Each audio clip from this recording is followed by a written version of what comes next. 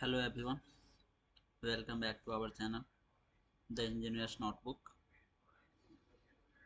हम आप लोगों के लिए इस चैनल पे एजुकेशन से रिलेटेड, मोटिवेशन से, कैरियर से रिलेटेड वीडियो लाते रहते हैं। अगर चैनल पे नए हैं तो चैनल को सब्सक्राइब कर लीजिए, वीडियो को लाइक कर दीजिए और बेल आइकन को भी प्रेस कर लीजिए कि नए नए वीडियो आपको का इन्फॉर्मेशन आपको मिलती रहे। आज की इस वीडियो में हम लोग मैग्नेटिक सर्किट के बारे में देखेंगे कि मैग्नेटिक सर्किट में क्या क्या पढ़ना है। For exam point of view से एसएससी जेई और आरआरबी जेई एएलपी में भी आ सकते हैं आपके, और भी जेई में इससे क्वेश्चन आते हैं। तो आज एक ही शॉट में पूरी मैग्नेटिक सर्किट के बारे में हम लोग देखेंगे। फर्स्ट ऑफ ऑल हम लोग देख लेते हैं कॉन्सेप्ट ऑफ मैग्नेटिक फ्लक्स।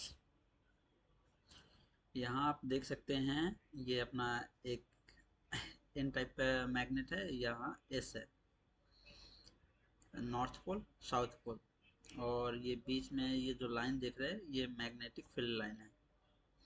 अब ये कहता क्या है, magnetic flux refer to the total amount of magnetic flux field passing through a given area. ये एक एरिया दिया गया है, ये आप देख सकते हैं ब्लू लाइन में जो एरिया है, इससे जो भी मैग्नेटिक फील्ड लाइन पास कर रहे हैं उसी को हम लोग मैग्नेटिक फ्लक्स बोलते हैं। It is essential concept in electromagnetism and play a vital role in understanding how magnetic field interact with electrical circuit like motor, transformer and और भी इलेक्ट्रिकल डिवाइसेस है कि इसमें कैसे ये इंटरेक्ट करता है, इसके ऊपर आज हम लोग डिस्कस करने वाले हैं। आप देख सकते हैं कि मैग्नेटिक फ्लक्स मेनली क्या है अपना, ये जो field line magnetic field line इस एरिया से पास कर रहा है उसी को हम लोग मैग्नेटिक फ्लक्स बोलते हैं। अब इसके कुछ की पॉइंट्स को देख लेते हैं कि मैग्नेटिक फील्ड क्या होता है। तो ये देख सकते हैं ये अपना एक मैग्नेट है, ये हो गया नॉर्थ पोल, ये हो गया साउथ पोल। हमेशा मैग्नेट में जो रहता है कि magnetic field line north pole से साउथ पोल की तरफ मूव करता है। तो magnetic field is created by magnetic material, current carrying conductor. Current carrying conductor भी जिसको इलेक्ट्रोमैग्नेट बोलते हैं, उससे भी मैग्नेट बनाया जा सकता है जो कि मैग्नेटिक फील्ड प्रोवाइड करे। ये एक वेक्टर फील्ड होता है, मीनिंग इसमें क्यों ये वेक्टर होता है, क्योंकि इसमें मैग्नीट्यूड और डायरेक्शन दोनों होता है। आप एक कंपास एग्जांपल में आप एक कंपास ले सकते हैं। कंपास के पास अगर आप मैग्नेट को लेकर के जाते हैं तो उसका जो नीडल रहता है वो कभी अट्रैक्ट होगा तो कभी रिपेल करेगा।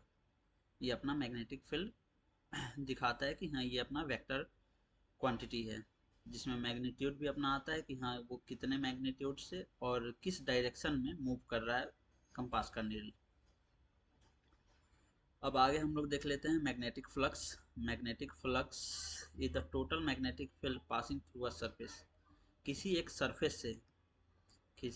सरफेस से कितने मैग्नेटिक फील्ड पास कर रहे हैं उसी को हम लोग मैग्नेटिक फ्लक्स बोलते हैं, जिसको फाई से डिनोट किया जाता है। It represents how much magnetic field line passes through a given area.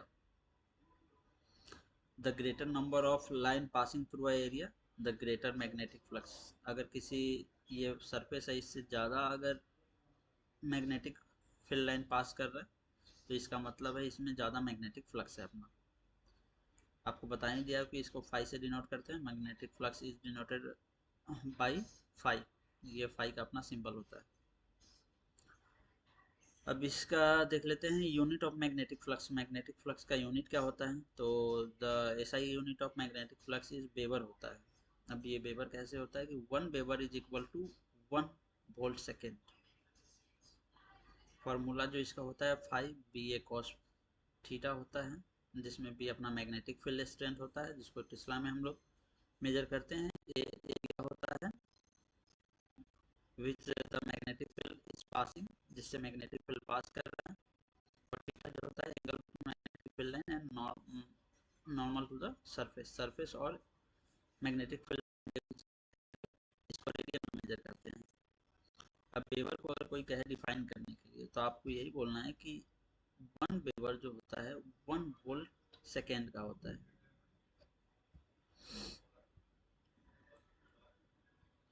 Direction of magnetic flux, ये डायरेक्शन जो मैग्नेटिक फ्लक्स का डायरेक्शन हम लोग कैसे डिफाइन करते हैं, ये अपना होता है फ्लेमिंग राइट हैंड रूल से डिफाइन करते हैं, जिसमें अपना जो ये थंब होता है, थंब फोर्स की डायरेक्शन को दिखाता है।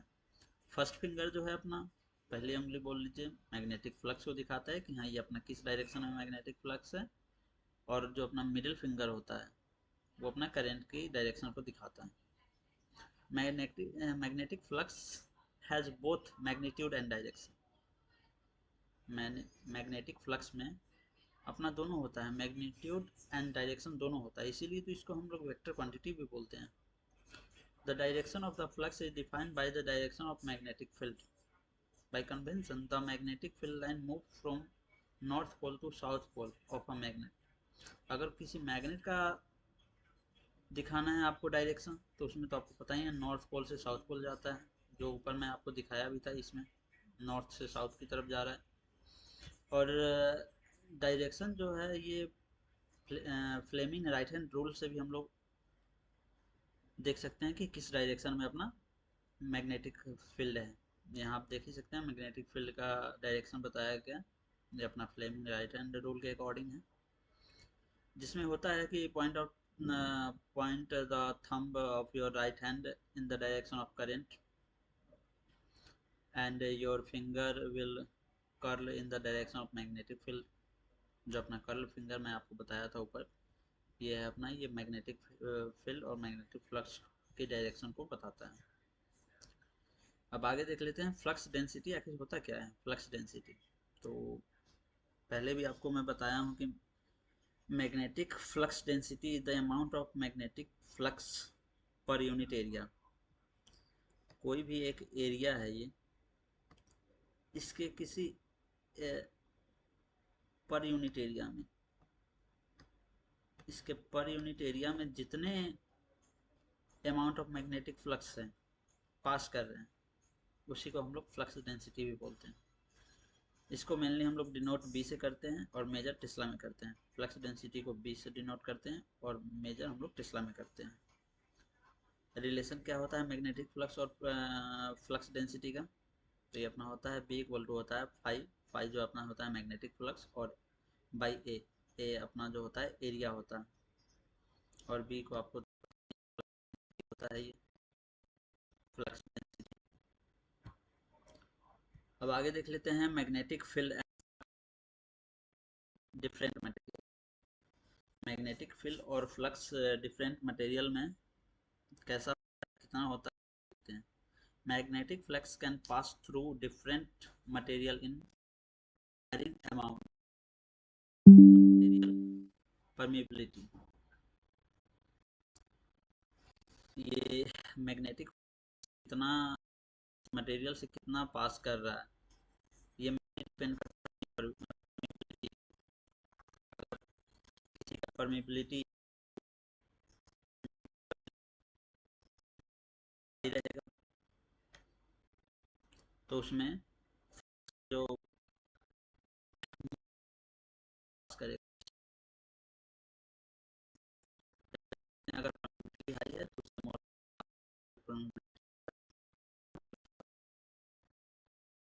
एग्जाम्पल देख लेते हैं मैग्नेटिक फ्लक्स का कि आप इमेजिन करिए फॉर्म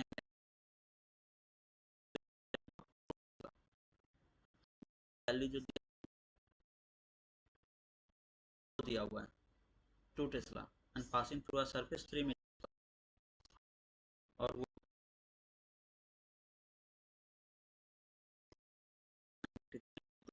3 पास कर रहा है। अगर ये मैग्नेटिक फील्ड है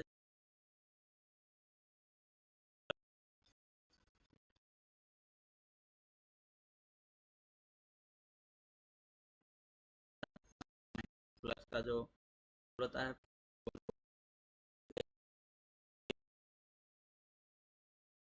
जगह 2 मल्टीप्लाई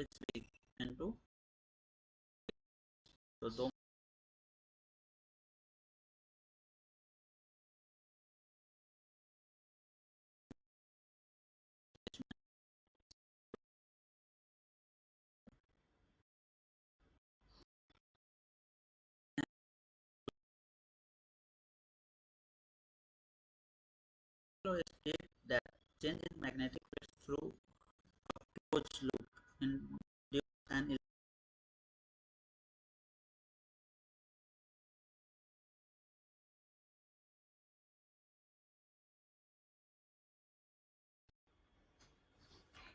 यहाँ आप देख सकते हैं फेराले ने क्या किया कि एक कंडक्टर रखा, ये अपना देख सकते हैं ये सोलेनोइड टाइप का अपना कंडक्टर है और इसके साथ एक वोल्ट मीटर को ऐड कर दिया। जब भी मैग्नेट को फेराडे मैग्नेट को कंडक्टर के पास ले जाते हैं तो वोल्ट मीटर का जो नीडल है वो थोड़ा डिफ्लेक्ट करता, जो कि ये दिखाता कि जैसे ही हम डायरेक्शन ऑफ मूवमेंट कंडक्टर के साइड रखते हैं तो वो वोल्टेज जीरो से बढ़ने लगता, और जैसे ही मैग्नेट को कंडक्टर से दूर लेकर के जाते तो इसका नीडल जो है ये देख सकते हैं आप, ये जीरो से कम होने लगता। मतलब ये चेंज इन मैग्नेटिक फ्लक्स के कारण अपना कुछ ईएमएफ इलेक्ट्रोमोटिव फोर्स प्रोड्यूस होता है। यही फैराडे भी बताया था। इसका जो फॉर्मूला होता है इंड्यूस्ड ईएमएफ का, ये होता है E इक्वल टू होता है minus d phi by D t होता है rate of change of flux with respect to time, where e जो अपना होता है इंड्यूस्ड ईएमएफ होता है जिसको वोल्ट में हम लोग मेजर करते हैं, और d phi by D t the rate of change of magnetic flux in weber per second measure करते हैं हम लोग। ये लॉ जो होता है Faraday law of electromagnetic induction का, ये बेसिकली हम लोग ट्रांसफार्मर में भी इसका यूज होता है। ट्रांसफार्मर भी इसी प्रिंसिपल पे वर्क करता है, जनरेटर भी इसी प्रिंसिपल पे वर्क करता है, मोटर भी, सारे भी जो भी इलेक्ट्रिकल इक्विपमेंट है, रोटेटिंग इक्विपमेंट है और स्टेशनरी में ट्रांसफार्मर भी इक्विपमेंट है, ये सारे Faraday law of electromagnetic induction principal पे ही वर्क करता है। अब आगे देख लेते हैं हम लोग एप्लीकेशन इसका कहाँ कहाँ है, तो आपको बता ही दिया हूँ, ट्रांसफार्मर में करते हैं, इलेक्ट्रिक मोटर में करते हैं, इंडक्टर में करते हैं, जनरेटर में करते हैं। आपको पता ही है मैग्नेटिक फ्लक्स बताए हैं ऊपर। मैग्नेटिक फ्लक्स जो क्या होता है, ये total magnetic field passing through a surface, किसी एक सरफेस से कितना मैग्नेटिक फील्ड पास कर रहे हैं उसी को हम लोग मैग्नेटिक फ्लक्स बोलते हैं, इसको वेबर में मेजर करते हैं। आगे देख लेते हैं अपना मैग्नेटिक एमएमएफ, मैग्नेटोमोटिव फोर्स। ये क्या होता है अपना magnetomotive force is a measure of driving force that produce magnetic flux in a magnetic circuit। ये सिमिलर होता है अपना वोल्टेज से। जैसे अपना इलेक्ट्रिकल सर्किट में करंट को फ्लो कराने के लिए अपने वोल्टेज जितना ज़रूरी है उतना ही ज़रूरी एक मैग्नेटिक सर्किट में मैग्नेटिक फ्लक्स को पास कराने के लिए मैग्नेटोमोटिव फोर्स की ज़रूरत है। अगर इसका डिफिनेशन देखिएगा तो magnetic MMF is the force that drives the magnetic flux around the magnetic circuit. It is the total magnetizing force that causes a magnetic flux to flow through a magnetic material। आपको ऊपर ही बताया मैं कि ये एक force है, जैसे अपना वोल्टेज है, इलेक्ट्रिकल सर्किट में करंट को फ्लो कराने के लिए अपना वोल्टेज जितना ज़रूरी है उतना ही ज़रूरी अपना मैग्नेटिक सर्किट में मैग्नेटिक फ्लक्स को फ्लो कराने के लिए अपना MMF जरूरी है, मैग्नेटोमोटिव फोर्स जरूरी है। अब इसका फॉर्मूला क्या होता है, ये अपना MMF इक्वल टू होता है नंबर ऑफ टर्न्स, NI होता है number of turns into current, कितना करंट फ्लो कर रहा है। MMF आपको पता ही है मैग्नेटोमोटिव फोर्स होता है, इसको एम्पियर टर्न्स में मेजर करते हैं।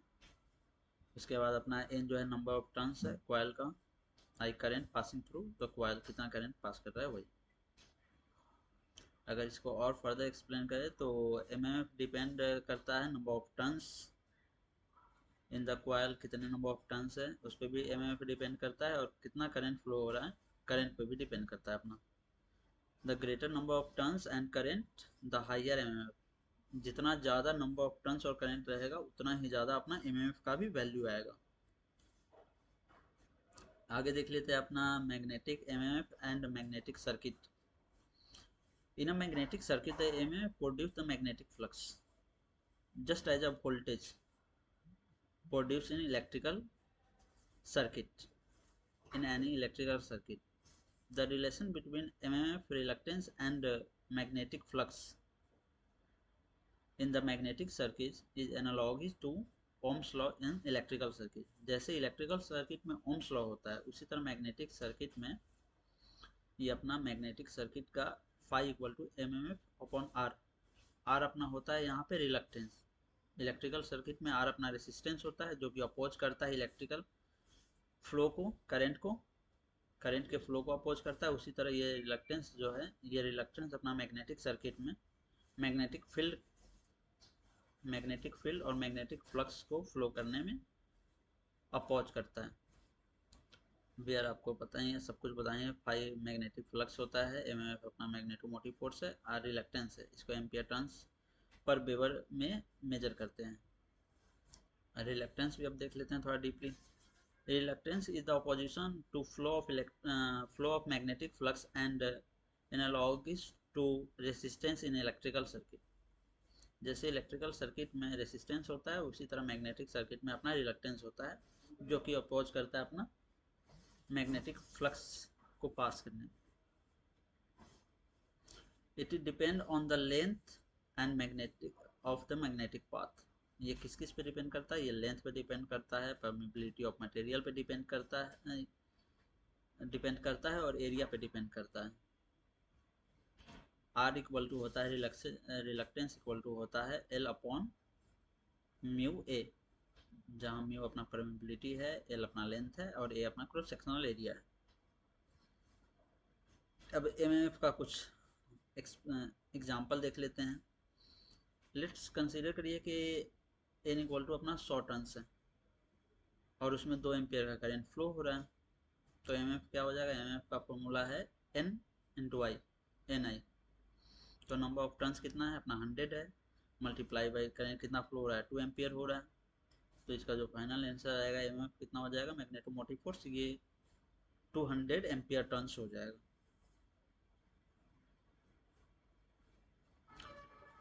इसके बाद देख लें magnetic MF in series and parallel magnetic circuit.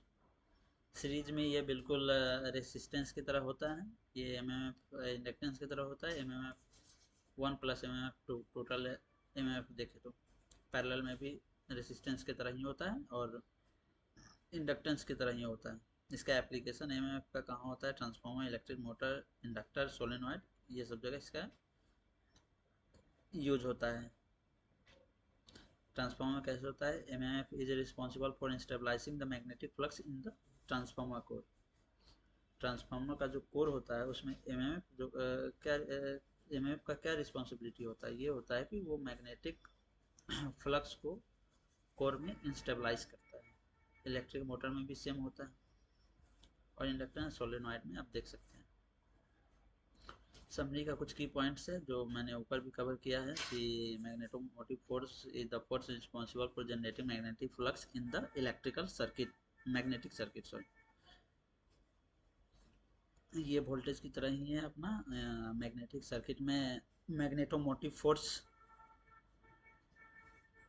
इसको कैलकुलेशन के लिए आपको बता ही दिया है फार्मूला। एमएम इक्वल टू होता है N I, number of turns into current.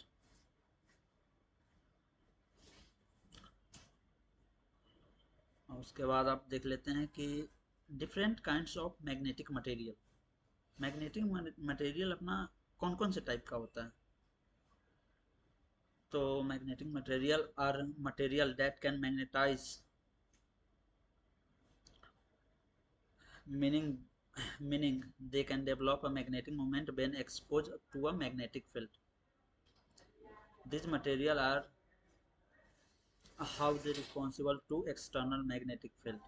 ये कौन कौन सा है? अपना पैरामैग्नेटिक होता है, डाईमैग्नेटिक होता है, फेरोमैग्नेटिक होता है, एंटी फेरोमैग्नेटिक होता है और फेरी मैग्नेटिक होता है। ये अपना मैग्नेटिक मटेरियल का टाइप्स है। ये 5 टाइप का अपना एक मैग्नेटिक मटेरियल होता है।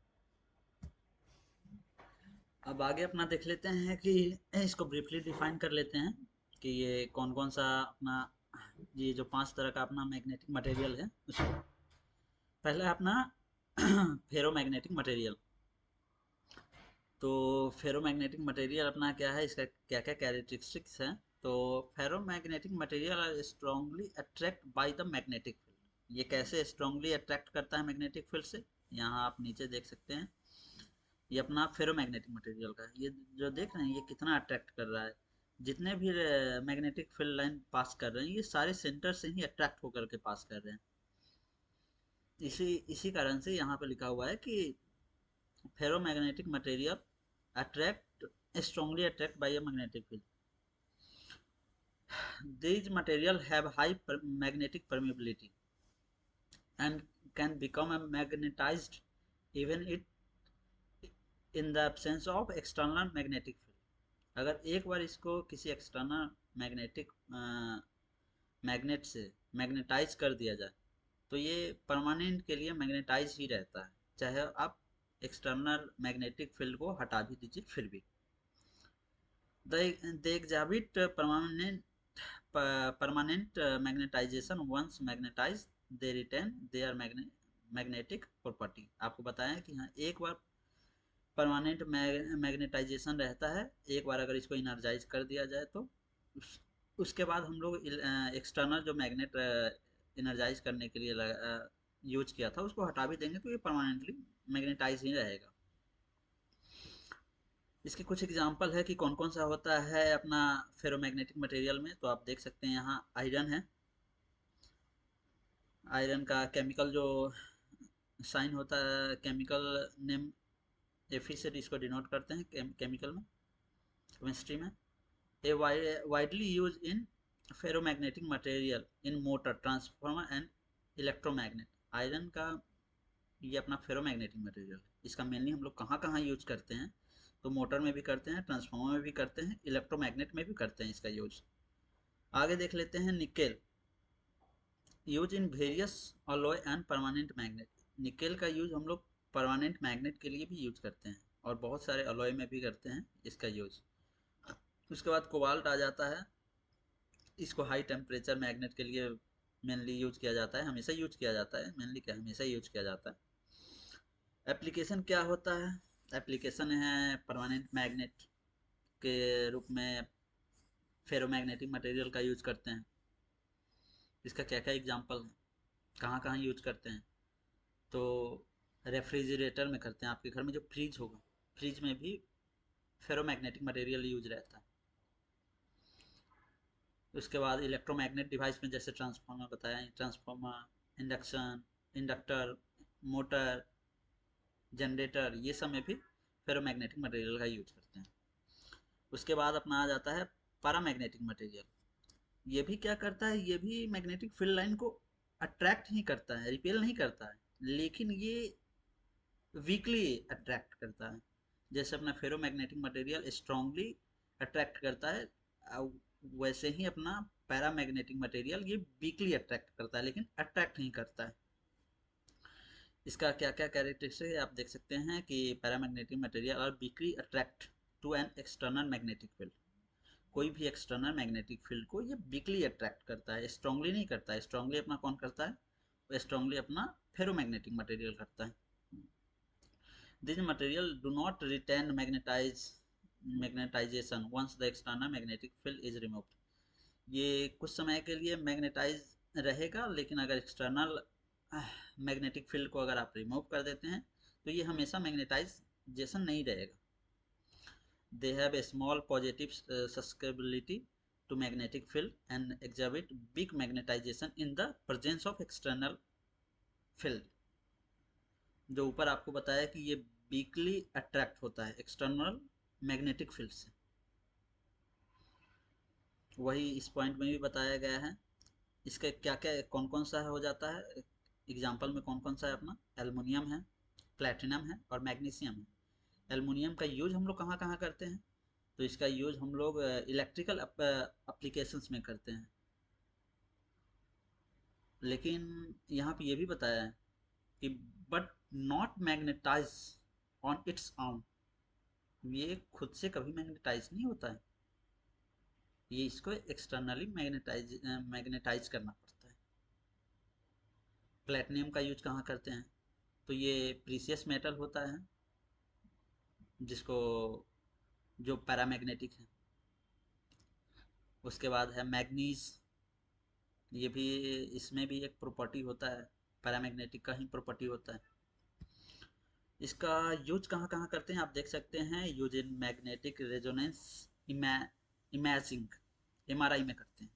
एमआरआई एक टेस्ट होता है मेडिकल में, वहाँ पे इसका यूज करते हैं due to weak magnetic property. किस लिए करते हैं? क्योंकि इसका वीक मैग्नेटिक प्रॉपर्टी है, इसलिए हम लोग करते हैं। Use in specialised electronic and material science, कुछ स्पेशल इलेक्ट्रॉनिक और मटेरियल साइंस रहता है, वहाँ पे भी हम लोग पैरामैग्नेटिक का ही यूज करते हैं। आगे आ जाता है अपना diamagnetisation, diamagnetic material. Diamagnetic material क्या होता है? ये एक्सटर्नल मैग्नेटिक फील्ड को अट्रैक्ट नहीं करता है, ये एक्सटर्नल मैग्नेटिक फील्ड को रिपेल करता है। ये अपने सेंटर से नहीं जाने देता है, ये सेंटर से रिपेल करता है। ये सेंटर से एक भी एक्सटर्नल मैग्नेटिक फील्ड नहीं जाता है, ये सेंटर से बाहर से ही जाएगा, क्योंकि ये रिपेल करता है। अगर कोई भी मैग्नेटिक फील्ड है, एक्सटर्नल मैग्नेटिक फील्ड मान के चलिए, ये एक मैग्नेटिक फील्ड है अपना, आपको पता है ये एन होता है नॉर्थ पोल, ये होता है अपना साउथ पोल। अगर इसको हम लोग डाई मैग्नेटिक मटेरियल से हम लोग के पास लेकर के जाते हैं, ये अपना, तो ये अट्रैक्ट नहीं, रिपेल करेगा। वो भी रिपेल स्ट्रांगली नहीं, वीकली रिपेल करता है ये। मैग्नेटिक मोमेंट, इसमें कोई मैग्नेटिक मोमेंट नहीं होता है, बट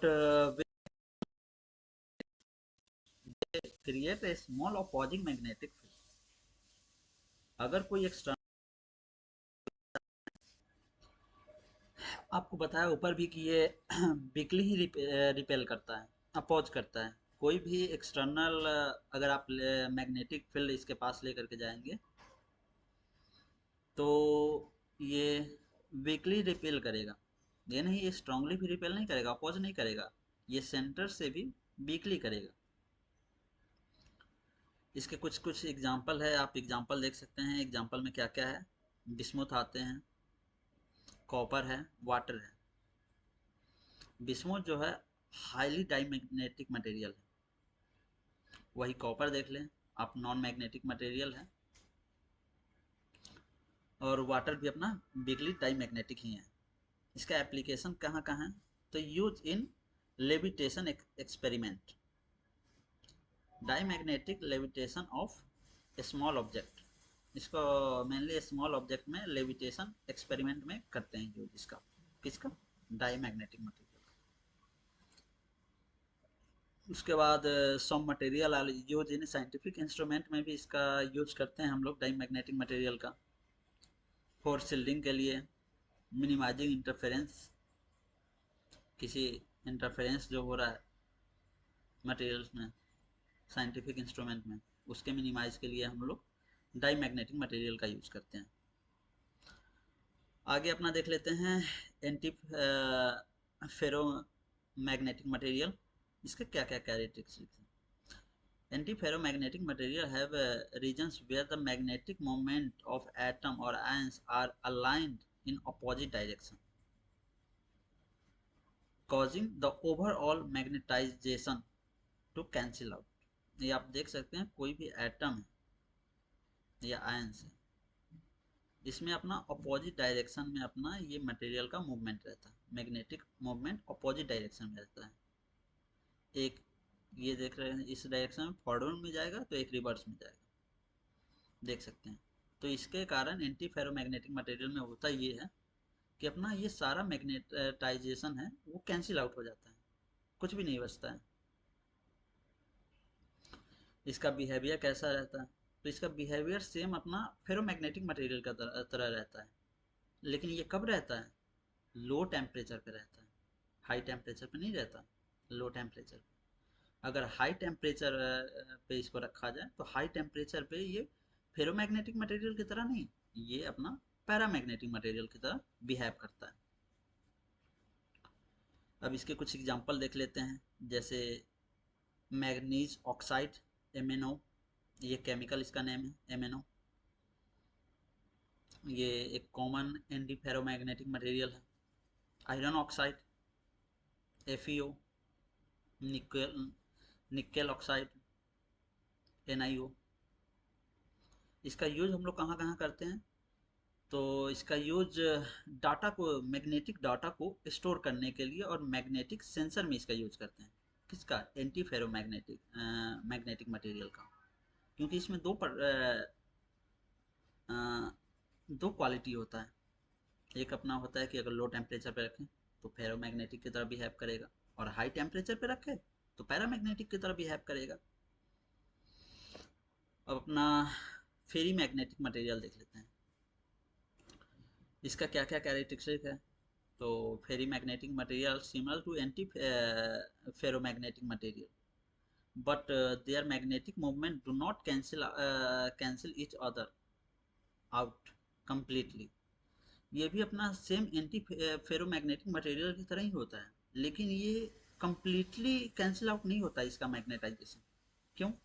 यहाँ आप देख सकते हैं फेरी मैग्नेट, ये अपना जो है एक मैग्नेटाइजेशन थोड़ा ज़्यादा होगा तो एक कम होगा, तो इस तरह से ये कंप्लीटली कैंसिल आउट नहीं होता है। इसका क्या क्या है कि the magnetic moment of atom in this material are aligned in opposite direction. ये भी अपोजिट डायरेक्शन में ही होता है, इसका मैग्नेटिक जो मूवमेंट है ये भी अपोजिट डायरेक्शन में होता है। एक ज़्यादा होगा तो एक कम होगा, लेकिन होगा अपोजिट में ही। लेकिन ये कभी इक्वल नहीं रहता है, देख सकते हैं। But the opposite movement are unequal, ये अनइक्वल होता है, रिजल्टिंग इन नेट मैग्नेटाइजेशन। इसके कुछ कुछ एग्जाम्पल है। यहाँ एग्जाम्पल से पहले एक और पॉइंट देख लेते हैं। They are typically ceramic material that exhibit both permanent magnet and high magnetic permeability. Example में क्या क्या है? मैग्नेटाइट Fe3O4, इसका इसका केमिकल नेम है Fe3O4 मैग्नेटाइट का। ये एक फेरी मैग्नेटिक मटेरियल ही होता है मैग्नेटाइट। इसका एप्लीकेशन क्या क्या है? फेराइट्स, फेराइट्स के तरह ये इसका यूज ट्रांसफार्मर, इंडक्टर, माइक्रोवेव, इस सारे डिवाइसेस में इसका यूज किया जाता है। उसके बाद अपना आ जाएगा मैग्नेटिक रिकॉर्डिंग मीडिया। उसमें भी इसका यूज क्यों किया जाता है? ये हार्ड ड्राइव के लिए, ऑडियो टेप के लिए, ऑडियो वीडियो टेप के लिए इसका यूज करते हैं मैग्नेटिक स्टोरेज डिवाइसेस के रूप में। सुपर कंडक्टिंग मटेरियल उसके बाद आता है, ये 6 नंबर भी अपना आ गया। अपन तो 5 ही बोल रहे थे लेकिन 6 नंबर भी आ गया। सुपर कंडक्टिंग मटेरियल, इसका क्या क्या कैरेक्टरिस्टिक्स है? तो आप देख सकते हैं super conducting material exhibit zero electrical resistance when cooled below a critical temperature. इसके एग्जांपल क्या क्या है? लेड होता है, मर्क्यूरी होता है, नियोबियम होता है। इसका यूज हम लोग कहाँ कहाँ करते हैं? तो use in magnetic resonance imaging में करते हैं, एमआरआई में करते हैं, एमआरआई मशीन में भी करते हैं इसका यूज। और आपको बताया कि एक मैग्नेटिक लेविटेशन होता है, जो साइंटिफिक लेविटेशन होता है, उसमें भी इसका यूज करते हैं। यहाँ पे आप देख सकते हैं कि हाँ, ये समरी में मैं सारा का डाल दिया हूँ कि ferromagnetic material, paramagnetic, diamagnetic, anti ferromagnetic, ferri magnetic, कि कैसा ये रिस्पॉन्स करता है मैग्नेटिक फील्ड में, और इसका एग्जांपल क्या क्या है, और इसका एप्लीकेशन कहाँ कहाँ होता है, ये आप देख सकते हैं। लास्ट है अपना, लास्ट क्या है ये अपना, आगे आ जाता है magnetic calculation for conductor of different configuration. Different configuration में अपना मैग्नेटिक का कैलकुलेशन हम लोग कैसे कर सकते हैं कंडक्टर के लिए, वो आप देख सकते हैं।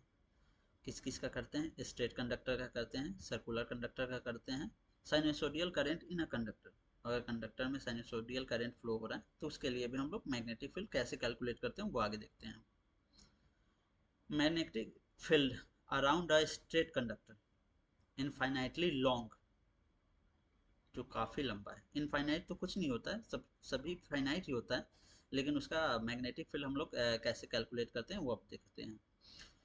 इसमें फर्स्टली अपना एम्पियर्स लॉ आता है। एम्पियर्स लॉ से ही हम लोग ये फाइंड करते हैं। एम्पियर्स लॉ, एम्पियर्स ने क्या दिया, एम्पियर ने ये दिया कि B dot D L equal to होता है अपना mu naught I, mu naught I होता है। मान के चलिए कि ये देख सकते हैं आप, ये अपना कोई कंडक्टर है, इनफाइनाइट कंडक्टर है, इससे कुछ पॉइंट दूरी पे आर डिस्टेंस पे ये पॉइंट पी है। यहाँ पे अपने को बोलेगा कि हाँ आप मैग्नेटिक कैलकुलेशन करिए कि इतने डिस्टेंस पे अपना कितना मैग्नेटिक फील्ड आएगा। तो इसके लिए जो फार्मूला होता है, ये फार्मूला होता है अपना बी इक्वल टू होता है mu naught I upon 2 pi R. अगर इसका पूरा एक्सप्रेशन चाहिए तो आप कमेंट करके बता सकते हैं। मैं नेक्स्ट वीडियो में इसके पूरी डीपली एक्सप्लेन करूंगा कि हाँ ये कैसे आया, ये जो फॉर्मूला आया है mu naught I divided by 2 pi R. ये अगले वीडियो में अगर आप लोग को ज़रूरत हो तो आप मुझे कमेंट करना, मैं उसमें भी ये वीडियो बना दूंगा, जिसमें भी अपना जो होता है मैग्नेटिक फील्ड होता है, यहाँ पे अपना म्यू नॉट आई होता है, आई अपना current flowing through a conductor, कितना करंट फ्लो हो रहा है कंडक्टर से, आर अपना जो है रेडियस है, सेंटर से अपना रेडियस है, और बी जो अपना है मैग्नेटिक फील्ड स्ट्रेंथ है at distance R. R distance पे अपना, इस डिस्टेंस पे, ये आर डिस्टेंस है इस पे। इसके एग्जांपल एक देख लेते हैं कि एग्जांपल क्या है। तो if a current of 10 ampere, अगर 10 एम्पियर का current flow through a infinite long straight conductor, अगर इनफाइनाइटली किसी लॉन्ग स्ट्रेट कंडक्टर से ये 10 एम्पियर का करंट फ्लो कर रहा है, and you want to find magnetic flux, अगर तुमको इसमें magnetic flux, magnetic field find करना है एट कहाँ पे, 0.1 metre away from the conductor. 0.1 metre, ये क्या हो गया, आर डिस्टेंस, जो अपना आर है वो डिस्टेंस, इतना पे आपको अगर मैग्नेटिक फील्ड फाइंड करना है तो उसके लिए आपको फॉर्मूला बताया हूँ कि बी इक्वल टू जो अपना होता है, या तो होता है mu mu naught I upon 2 pi R. तो म्यू नॉट का वैल्यू जो होता है ये होता है 4 पाई इंटू 10⁻⁻⁷ हेनरी। ये म्यू नॉट का वैल्यू हर जगह इतना ही होता है, आप कहीं पे भी इसका यूज कर सकते हैं। मल्टीप्लाई बाई 10, क्योंकि 10 एम्पियर का करंट फ्लो कर रहा है, और 2 पाई, और आर का वैल्यू कितना है, रेडियस इसका कितना है, रेडियस अपना 0.1 मीटर है। तो फाइनल जो वैल्यू आएगा बी का मैग्नेटिक फील्ड का, वो आएगा 2 × 10⁻⁻⁵ टेस्ला, और इसको आप 20 म्यूटी बोल सकते हैं।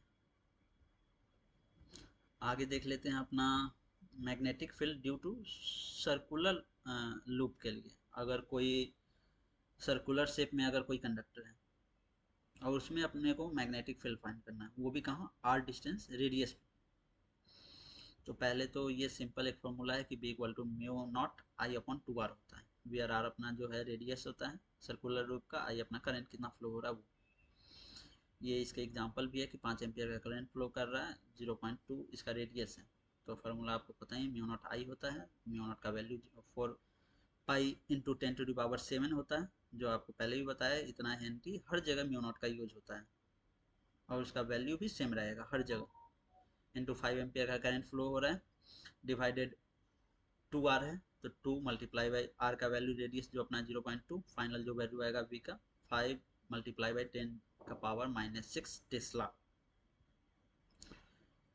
अब एक और देख लेते हैं कि ये कोई सर्कुलर कंडक्टर है, इससे जेड डिस्टेंस पे, यहाँ पे इस पॉइंट पे जेड डिस्टेंस पे अगर मैग्नेटिक फील्ड अपने को फाइंड करना है तो उसके लिए क्या फॉर्मूला है। तो इसके लिए अपना होता है बी जेड इक्वल टू होता है mu naught I R square divided by 2 r² plus z² का पावर 3/2। अगर इसको ब्रीफली अगर आपको देखना है कि हाँ कैसी ये फॉर्मूला आया है तो आप कमेंट करना, मैं इस पर भी एक वीडियो बना दूंगा। वेयर जेड जो है अपना distance along axis of the loop from the centres, Z आपको बताया कि हाँ ये अपना कोई सर्कुलर कंडक्टर है, इससे जेड डिस्टेंस पे ये अपना पॉइंट है, जेड पॉइंट, और ये आर जो है इसका रेडियस है, R radius of the loop, पहले भी ऊपर भी बताया हूँ मैं, आर जो है रेडियस अपना सर्कुलर कंडक्टर का। तीसरा अपना आता है magnetic field due to sinusoidal current, AC current के लिए।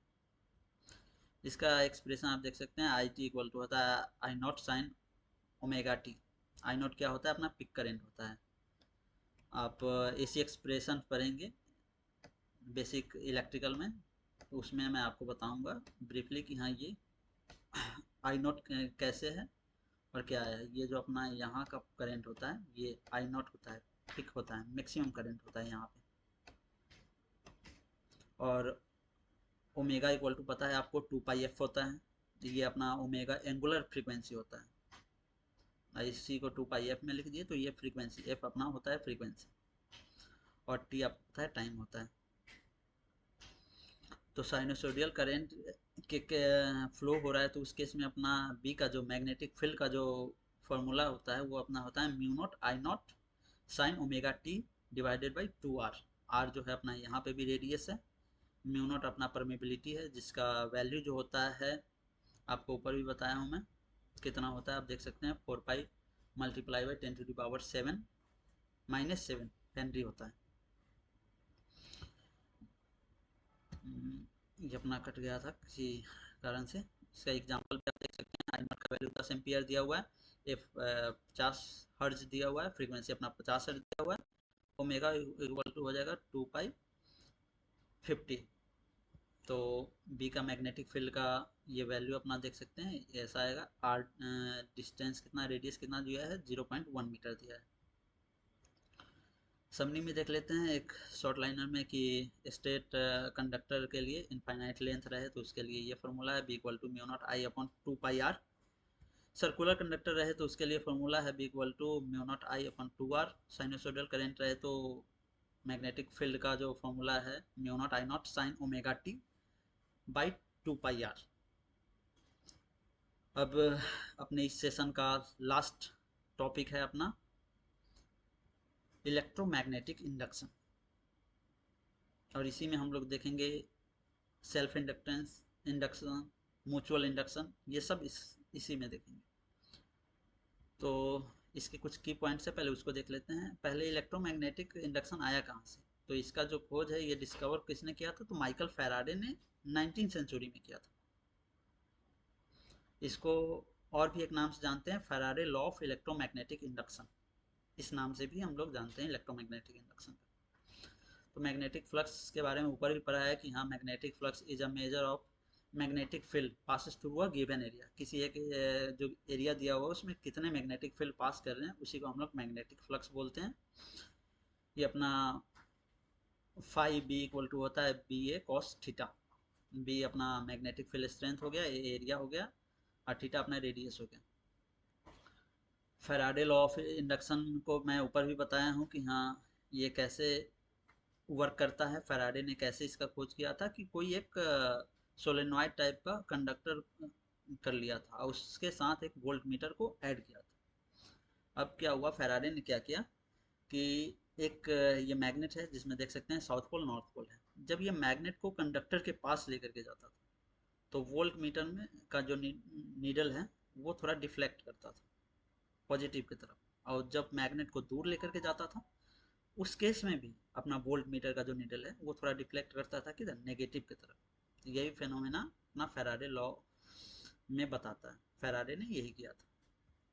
इसका जो मैथमेटिकल एक्सप्रेशन है ये अपना होता है E इक्वल टू होता है EMF इक्वल टू होता है माइनस d∅dt। ये माइनस क्यों है? ये माइनस अपना लेंज लॉ से आया है, लेंज लॉ भी आगे हम लोग देखेंगे।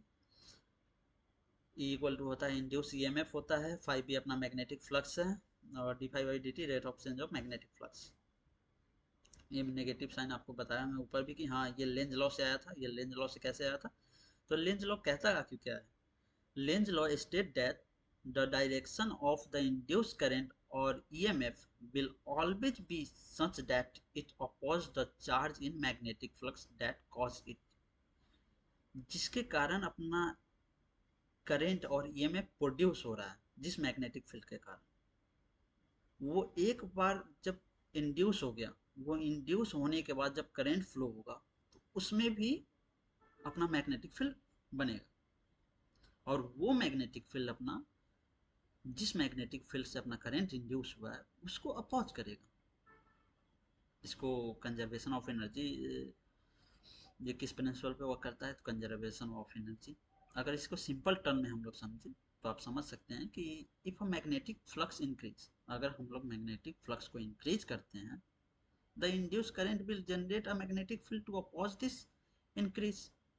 तो जो भी करंट प्रोड्यूस होगा, इंड्यूस होगा, उसका जो मैग्नेटिक फील्ड रहेगा वो इस इंक्रीज को कम करेगा, इस मैग्नेटिक फील्ड को कम करेगा। यही अपना लेंज लॉ ने बताया। उसके बाद अपना आ जाता है सेल्फ इंडक्टेंस।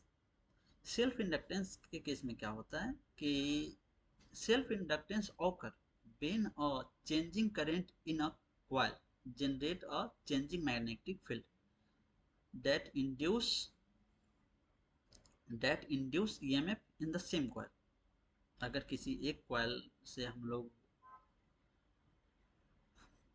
इसी किसी सोर्स से ऐड करते हैं तो उसमें पहले तो अपना करंट फ्लो होगा, करंट का चेंज होगा, उस करंट के चेंज के कारण उसी सेम कंडक्टर में अपना एक मैग्नेटिक फील्ड भी प्रोड्यूस होगा, ईएमएफ इंड्यूस होगा उसी सेम कॉइल। तो उसी को हम लोग सेल्फ इंडक्टेंस बोलते हैं। ये आप देख सकते हैं कि ये आप कंसीडर कर लीजिए कि अपना एल लेंथ का एक सोलेनॉइड है जिसमें एन नंबर ऑफ टर्न्स है, ये इसका एरिया है।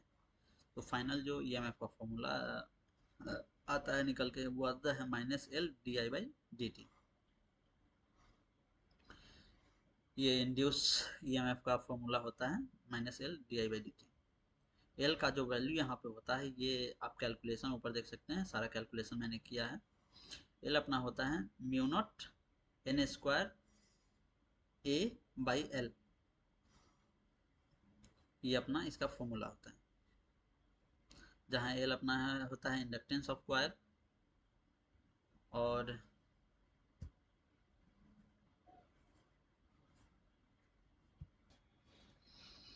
ये अपना एल अपना इंडक्टेंस होता है, मेजर इन हेनरी में इसको मेजर करते हैं, और di/dt होता है rate of change of current. आगे देख लेते हैं अपना म्यूचुअल इंडक्टेंस। म्यूचुअल इंडक्टेंस क्या कहता है? Mutual inductance occur when the change in current in one coil और induce EMF in another coil placed nearby, जो नियर बाई प्लेस किया हुआ है, रखा है। This happen due to changing magnetic field produced by first coil which link with second coil. यहाँ नीचे आप देख सकते हैं, ये फर्स्ट कॉइल है अपना, इसमें मैं सप्लाई फ्लो कराया, तो इसमें जो मैग्नेटिक फील्ड बना, ये अपने नियर बाई जो प्लेस, ये वाला अपना कॉइल है, ये देख सकते हैं, इस कॉइल में भी अपना ईएमएफ इंड्यूस होगा।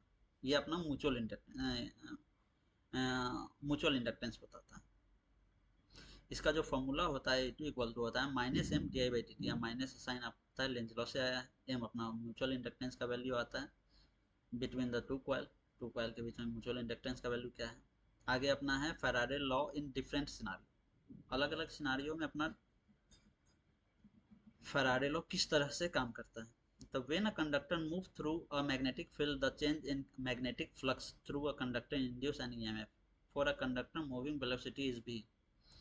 आप देख सकते हैं कि कोई भी कंडक्टर है जो कि मैग्नेटिक फील्ड में मूव कर रहा है और उसमें मैग्नेटिक फ्लक्स चेंज हो रहा है थ्रू अ कंडक्टर, तो उसमें ईएमएफ प्रोड्यूस होगा। इसका वैल्यू कैसे हम लोग निकालेंगे? तो वैल्यू होता है कि अगर किसी कोई कंडक्टर है वो भी वेलोसिटी से मूव कर रहा है मैग्नेटिक फील्ड में, तो इंड्यूस ईएमएफ का फॉर्मूला होता है E इक्वल टू हो जाएगा बी जो है अपना मैग्नेटिक फ्लक्स फील्ड हो जाएगा, भी अपना वेलोसिटी ऑफ कंडक्टर, और एल अपना हो जाएगा लेंथ, कि कंडक्टर का लेंथ कितना।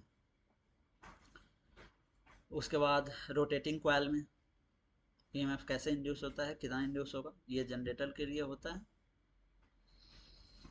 ये अपना when a coil rotate in magnetic field, अगर कोई कॉइल मैग्नेटिक फील्ड में रोटेट कर रहा है तो the magnetic flux through the coil change as a function of time which induce an EMF, उसमें भी ईएमएफ इंड्यूस होगा।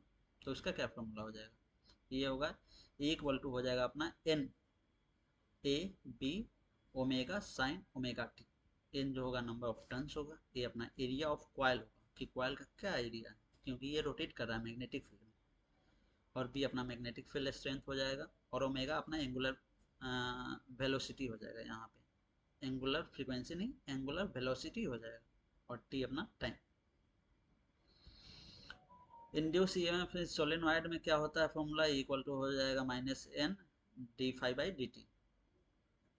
फाइव भी अपना मैग्नेटिक फ्लक्स है। एप्लीकेशन इसका कहाँ कहाँ यूज करते हैं, इलेक्ट्रोमैग्नेटिक इंडक्शन का, Faraday law of electromagnetic induction का कहाँ कहाँ यूज होता है, तो ये अपना यूज होता है इलेक्ट्रिक जनरेटर में होता है। Electrical generator convert mechanical energy into electrical energy using electromagnetic induction. जो जनरेटर अपना होता है वो मैकेनिकल एनर्जी को इलेक्ट्रिकल एनर्जी में कन्वर्ट करता है। वो कैसे होता है, ये इलेक्ट्रोमैग्नेटिक इंडक्शन के कारण ही होता है। When a rotating coil in a magnetic field induce an EMF, कोई भी रोटेटिंग कॉइल जो है, जनरेटर में रोटेटिंग कॉइल होता है, वो मैग्नेटिक फील्ड में रोटेट करते रहता है, जिसके कारण उसमें ईएमएफ इंड्यूस होता है, जिसके कारण मैकेनिकल एनर्जी को कन्वर्ट करता है इलेक्ट्रिकल पावर। ट्रांसफार्मर में भी यूज होता है, इसमें म्यूचुअल इंडक्शन काम करता है, क्योंकि ट्रांसफार्मर में आप देख सकते हैं प्राइमरी वाइंडिंग और सेकेंडरी वाइंडिंग आसपास में रहता है। तो जो प्राइमरी में अगर सप्लाई जा रहा है तो उसमें जो मैग्नेटिक फील्ड बना वो म्यूचुअल इंडक्शन के कारण उसके नियर बाई प्लेस्ड जो सेकेंडरी कॉइल है उसमें भी ईएमएफ इंड्यूस करेगा। उसके बाद आता है इंडक्टिव हीटिंग में भी यूज करते हैं, electrical motor, induction coil, inductive sensor, ये सारे में अपना इलेक्ट्रोमैग्नेटिक यूज होता है। इलेक्ट्रोमैग्नेटिक इसका कुछ समरी की पॉइंट देख लेते हैं। तो electromagnetic induction involve the generation of electromotive force, EMF generation में इलेक्ट्रोमैग्नेटिक इंडक्शन का यूज होता है in a conductor due to change in magnetic flux. और वो क्यों होता है, क्योंकि उसमें चेंज इन मैग्नेटिक फ्लक्स होता है। Faraday law of induction induce to rate of change of magnetic, इसका यूज हम लोग generator, transformer, motor, inductive sensor ये सब में करते हैं, आपको बता ही दिया। अगर वीडियो अच्छी लगी हो तो लाइक करिए, सब्सक्राइब करिए, और कमेंट करके बताइए अगर कोई डाउट है तो। अगर किसी पॉइंट पे अगर आपको डाउट है तो मैं उस पर फुल वीडियो बनाऊंगा और आपको बताऊंगा। Thank you.